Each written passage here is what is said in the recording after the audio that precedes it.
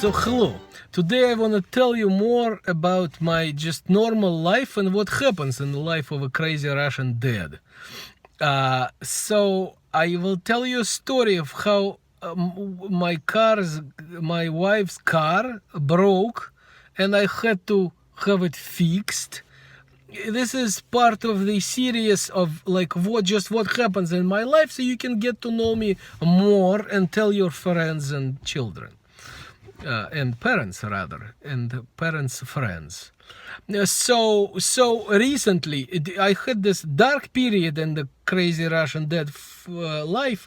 I mean, not too dark, of course, but had to buy washer, dryer, and stove, all in the span of a week. Watch a couple of other episodes, like click there. Anyway, just kidding. Of course, just kidding. You can find it using the Google. So around Thanksgiving, I go to work. As you know, I go either before traffic or after traffic. That day, I tried to go after traffic because I live an hour away from work. My real work, not this YouTube nonsense. It's the one I get paid for. So it's 9 a.m. and I'm leaving for work. They're nice to me. They know I live far away. And so I come late. So I walk out. I almost drive the way, and all of a sudden I hear a horrible noise near my house on the road. Like, what's this noise? Like, apparently, much to my chagrin, that's my wife pulling into the driveway. It sounds horrible. I thought the Russians were in town with their tanks, okay? But she gets out of the car, and I said, "Wife, that didn't sound good. Did you hear that?" But she was listening to some spiritual talk. But she did hear it, of course. She said, "Yeah, it did not sound good, but don't worry, husband. I already called the Toyota dealership where we purchased that piece of junk, and I look that way, but because I'm looking at my wife's car. I'm sitting in my own driveway. You think I have a studio, a grocer, a YouTuber like myself? No, I don't have a studio. I'm sitting in my Toyota Camry. My wife has the minivan, also by Toyota. I wonder if they could have given us a discount. So anyways, I said, "So what'd you do?" She said, "I made an appointment for tomorrow." And then I noticed something leaking from, true story, okay? I don't make stuff up. I share it like it is. So I notice that something is leaking from bottom of the car.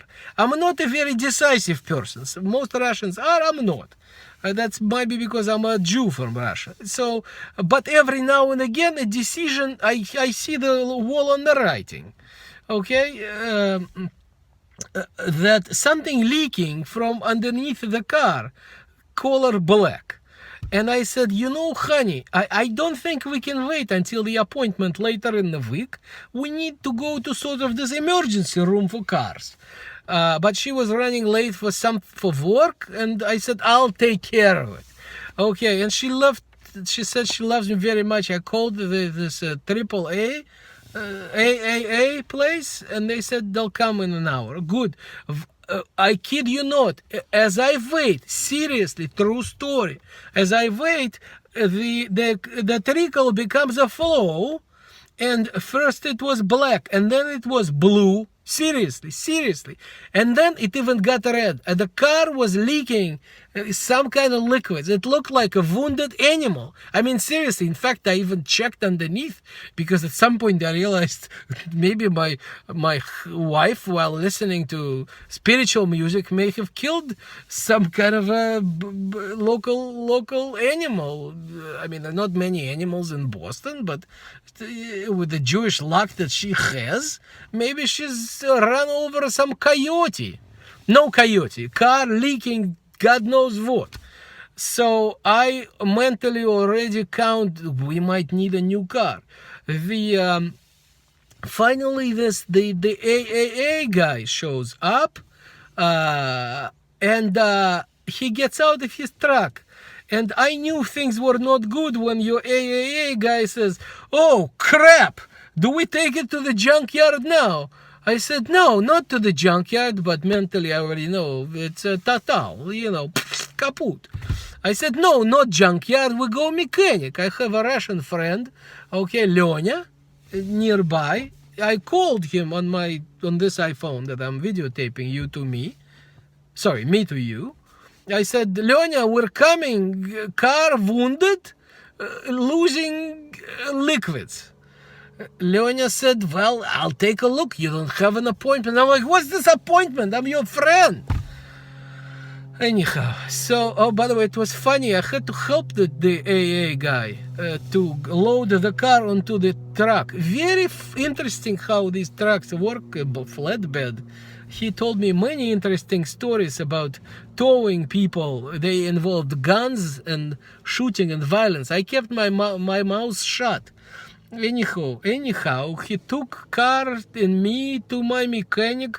Mechanic said, wow, never seen anything like this. So, but they gave me a rental. I said, please give me something cheap because, so he gave me something cheap. That was good. What was not so good, it was so small I could barely fit. Like I had to sit kind of like this, but I was not transmitting back then. This new addiction of mine is new.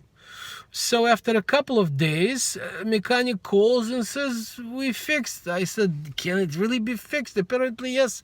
There was this ignition fluid and transmission something, and then there was the radiator, and they all kind of intermingled under the hood of my car. Not my car, my wife's car. Maybe all these organs of the car became somehow wounded, but he said they fixed it. I was so happy. It was only $600. My wife, God bless her, can drive minivan to the horror of my children for longer, hopefully. Now, the only thing that broke was the beep beep, the French horn that's in the, not French horn, the horn that's in the car. I pressed it, trying to drive away. Does not work. I said to the other Russian guys that work at the mechanic, I said, guys, you fixed you put the liquids and the organs back, but you broke the sound making horn. They said, how do you know it worked before? I hate that question. Like, how can I convince them that it worked before? But I'm older than them. They look young. And I said, if I tell you it was beeping before, it was beeping before. Okay, take a look. I just paid you $600 for the new organs in this car. I said, okay, sir.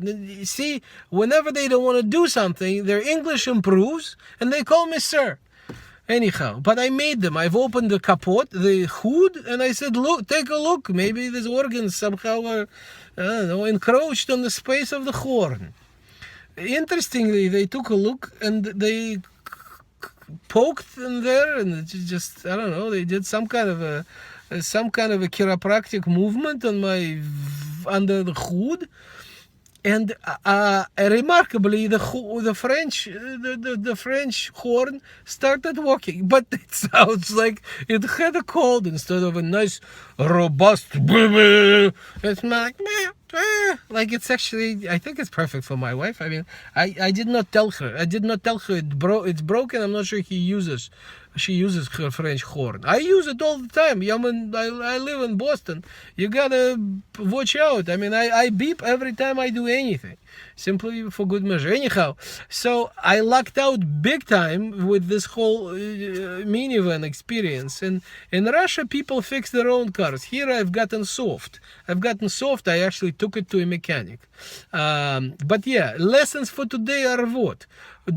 Panic not. Okay, sometimes it looks hopeless, like you have all the organs and the liquids are flowing out of your vehicle, but don't believe the AAA people, okay? Anything probably it can be fixed. At least our minivan looks good, can be fixed, and watch out for car mechanics. Even your friends sometimes they can mess up your French horn like this. So pay attention, and do your homework, do maths, and learn how to fix cars. That would be a good thing. I would save a lot of money. Good night.